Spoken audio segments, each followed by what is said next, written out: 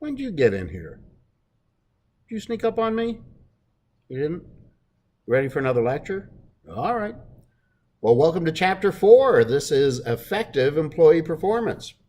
Okay, we've got 4 learning objectives this time around there, ladies and germs. One is I want you to understand the special concerns that happen when an entry-level employee is promoted to a supervisory position for the first time. There's some very unique things that happen.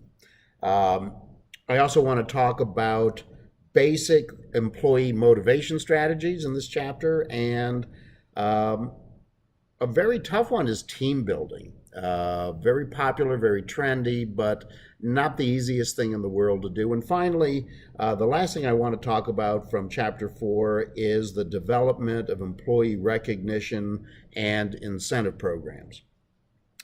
So again, we're zipping through the material. As you can see, I'm still at Brightwater. This is the second lecture from the same position, same whiteboard, same microphone. Hope you enjoy it. Without further ado, let's get to the board and we'll talk about today's lesson. All right, so a lot of times when an employee is first, let's say an entry-level employee is first promoted to a supervisory position, they have an issue because they can't differentiate between working and leading. All right, so a lot of times you as a supervisor need to instruct a new recently promoted supervisor to differentiate themselves between working side by side with the team that they used to work with and actually supervising the work and leading others in that capacity. So, part of this comes from the need to develop trust and respect with team members. And as you get an entry-level employee in their first supervisory position, you have to work with them and get them to understand that the key to proper supervision is effective communications, of course, honesty and fairness. And I think all of you have seen in the past what a good supervisor versus a mediocre or possibly even a sub-mediocre supervisor is like. So, it's all about motivation. And when you come to employee motivation, you have to understand motivation is an inner drive thing. You cannot necessarily instill motivation in your employees. You can instead, a good supervisor can create working conditions that promote this inner drive. Okay, it's quite a bit different for a supervisor to lead from a position of strength. For example, I guess what I'm trying to tell you is the proper supervision really stems from directing others in a way you like to be directed. How's that? Does that make sense? So in other words, you've experienced in the past a good supervisor or perhaps not a good supervisor. You want to be the leader that you like to be, okay? So you need to provide clear visions when you're doing your planning. You need to have a certain appreciation. Appreciation is a condition that is needed for employee motivation. You have to be able to appreciate the tasks that your team is doing under your direct supervision, and you have to understand that employee motivation as a whole is something that you can nurture, but you can't necessarily instill without proper example, okay? As a supervisor, as a true supervisor, you're a role model, okay? So your behavior sets the culture in the team environment, okay?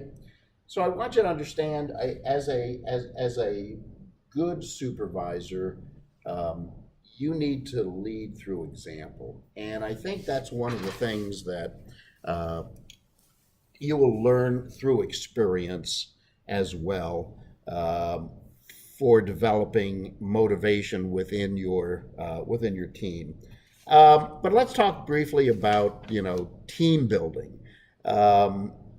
it's interesting. There's members of simple teams. They do simple work. They have similar work together.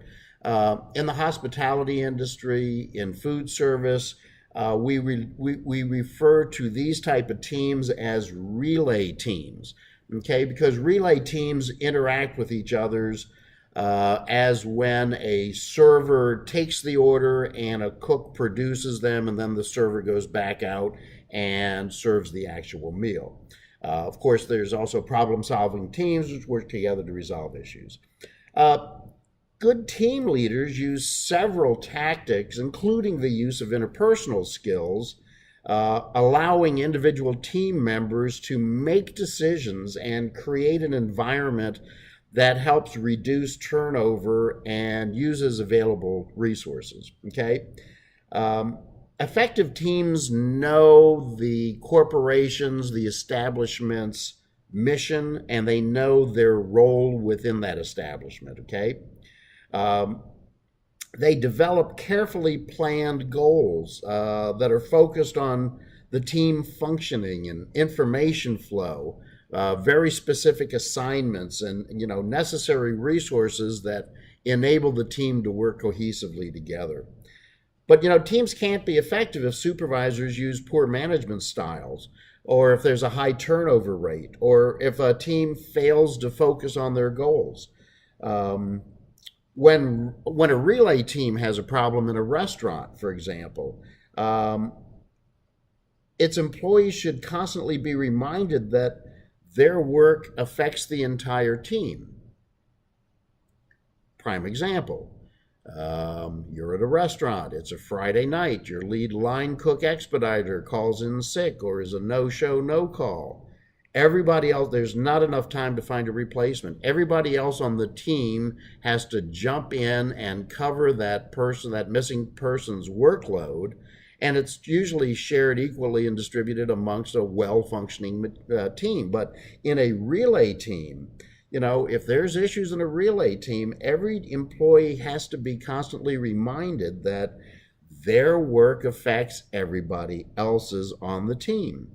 Here at Brightwater recently, we've had several of our colleagues that have, gotten sick. They've been out on medical leave, and they've gotten the flu. Well, when that happens again, it's sort of like having a relay team. Everybody else that is still present, accounted for, and still well enough to teach has jumped in, and we have all acted as a cohesive team. Okay. All right, lastly, let's talk briefly about employee recognition and incentive programs. Recognition, of course, employee recognition is a program to provide a way to publicly express appreciation, where an incentive program encourages employees to meet specific goals, offering a reward. So if you're a supervisor, you need to be planning. You need to determine what motivates your employees and what resources are available to reward them. You have to determine what behaviors or accomplishments should be recognized and determine what the specific reward for specific behavior and results should be. Communication of the recognition and the incentive program information goes on to the employees is key so everybody understands. Recognition, incentive programs for employees could include awards for service, customer service, sales or productivity, customer satisfaction, safety, or even longevity.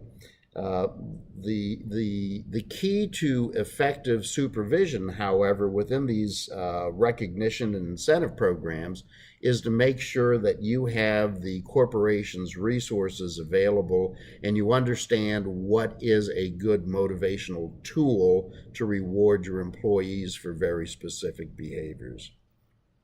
All right.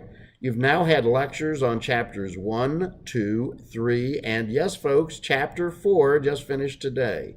So I'm going to give you a few days to digest this, and I will have a quiz covering those first 4 chapters available on Blackboard we'll do it by the end of today. How's that sound? So look for your quiz. I'll explain in an announcement where you'll find it.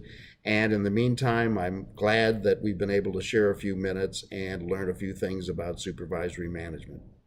Y'all take care. Talk to you soon.